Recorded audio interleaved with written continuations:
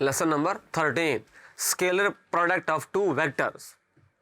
Scalar product co dot product भी कहते हैं और इनर प्रोडक्ट भी कहते हैं। अच्छा, ये क्या है dot product, scalar product, case of plane. अब सपोज करते हैं हमारे पास दो वेक्टर्स हैं जो प्लेन में लाई करते हैं, को प्लेनर हैं। अब वो दोनों की डायरेक्शन इस तरह से है, ये जो मैं बता रहा हूं ये बड़ा जरूरी है इस डॉट प्रोडक्ट को डिफाइन करने के लिए और उसको अप्लाई करने के लिए। दोनों की डायरेक्शन क्लियर होनी चाहिए। एक वेक्टर से मूव कर रहा हो, तो मूव कर रहा हो, और दोनों की टेल जो है वो इस तरह से हो और हेड इस तरह से हो। ये आप डायग्राम में देख रहे हैं, एक वेक्टर u है, दूसरा v है, एंगल है थीटा। तो u सपोज करते हैं हमारे पास a1i प्लस b1j है और v जो है a2i प्लस b2j है। सबसे बात है प्लान के अंदर है तो हर वेक्टर के दो कंपोनेंट होंगे, एक होगा i कंपोनेंट, दूसरा होगा j कंपोनेंट, और v जो है a2i प्लस है। अच्छा, फिर इस तरह डिफाइन करते हैं u डॉट v। ये जो डॉट प्रोडक्ट है, ये जो स्केलर प्रोडक्ट है, ये जो इनर प्रोडक्ट है, वो u डॉट v से शो करते हैं। u magnitude, v magnitude, cos of theta, इस तरह से है। अच्छा, एक और इसका एक्सप्रेशन ये है कि i कंपोनेंट को i कंपोनेंट से मल्टीप्लाई करेंगे प्लस j कंपोनेंट को j कंपोनेंट से मल्टीप्लाई करेंगे। देखें i कंपोनेंट u का a1, v का a2, तो फॉर्मूला क्या बनेगा a1 a2 plus b1 b2। ये दो फार्मूले हैं। u dot v equal to u magnitude v magnitude cos theta, ये पहला फार्मूला।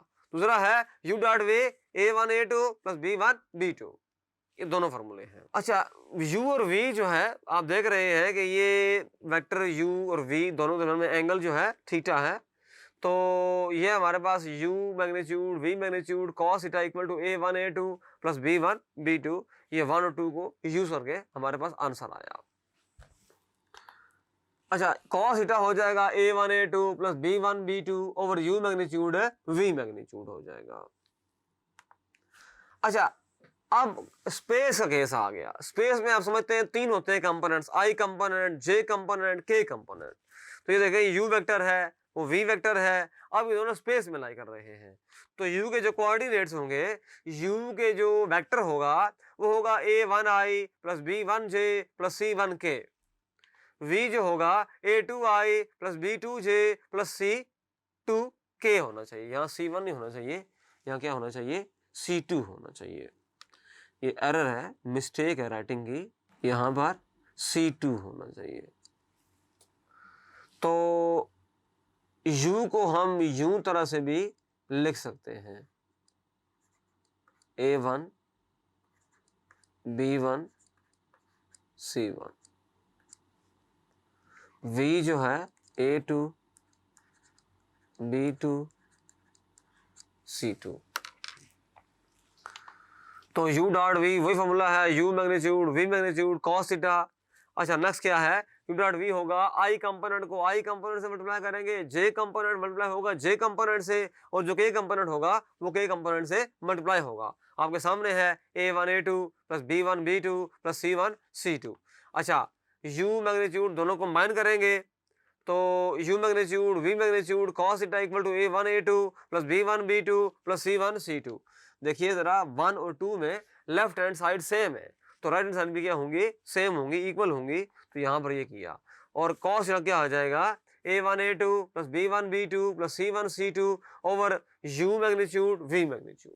अच्छा, the dot product of two vector is 0 if the vectors are orthogonal. अगर दो वेक्टर्स के बीच में एंगल 90 डिग्री का है तो फिर जो वेक्टर्स का डॉट प्रोडक्ट होगा वो 0 होगा। ये देखें, ये दो वेक्टर्स हैं, ये 90 डिग्री है, ये u वेक्टर है, u वेक्टर v वेक्टर, इनके में एंगल है 90 डिग्री का, तो u डॉट v जो होगा वो 0 होगा। Dot product of orthogonal vectors 0। अच्छा, थीटा इक्वल टू 0 और pi, then the vector u and v are collinear. ये दोनों वेक्टर्स क्या हो जाएंगे, एक लाइन के ऊपर आ जाएंगे अगर एंगल जो है वो 0 डिग्री है या पाई है। Theta equal to pi over 2, ये पहले हम कर चुके हैं। अच्छा, दूसरा केस में ये था, ये पहला केस हो गया। जो दूसरा केस है वो ऐसा है कि वेक्टर दोनों क्या हो जाएंगे, एक ही लाइन के ऊपर आ जाएंगे, ये बात है। ये दोनों हमारे पास है कोलिनियर हो जाएंगे। अगर 180 डिग्री होगा तो दोनों एक यहाँ लाई करेगा और यहाँ पर एंगल आ जाएगा 180 डिग्री यानी पाई एंगल आ जाएगा। अच्छा, इसमें आप एक क्वेश्चन करेंगे, एक्सरसाइज 7.3 है, find the cosine of the angle theta between. अब ये दोनों वेक्टर स्पेस में हैं तो पर लिखेंगे फार्मूला, ये फार्मूला है। अब मैं दो काम करने पड़ेंगे, तो मैं फाइंड करूंगा u डॉट v, फिर मैं फाइंड करूंगा u magnitude v magnitude put कर दूंगा यहाँ पर। तो कर दें u dot v। u dot v का मतलब ये होगा कि 3 मल्टीप्लाई होगा 2 के साथ प्लस 1 मल्टीप्लाई होगा -1 के साथ और प्लस -1 +1 के साथ और ये 6 आ जाएगा -1 -1। तो u dot v is equal to 4 आ गया। अच्छा करते हैं इसको, 3 इंटू 2 6, 1 इंटू -1 -1 -1 इंटू 1 +1, तो ये 4 आ गया। अच्छा, यहां से निकालेंगे अब u मैग्नीट्यूड, क्या आएगा देखें, 9 + 1 + 1, तो u का जो मैग्नीट्यूड है वो आ जाएगा √11। u का मैग्नीट्यूड आ गया। अब निकालेंगे v का मैग्नीट्यूड।